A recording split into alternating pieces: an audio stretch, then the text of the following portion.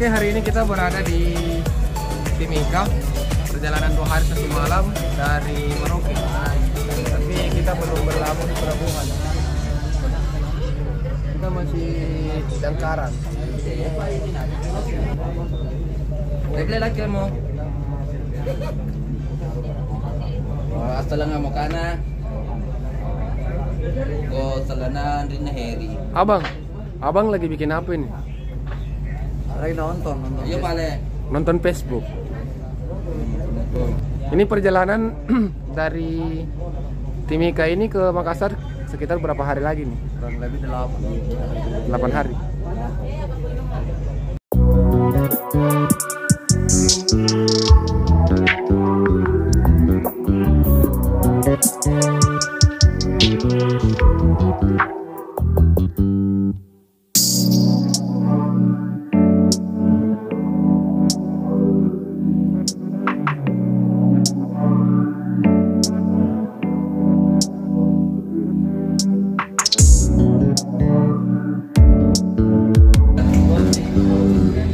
Ya, seperti inilah situasi di atas kapal Pelni KM Leuser bersama dengan rekan-rekan saudara-saudara dari Sulawesi Selatan.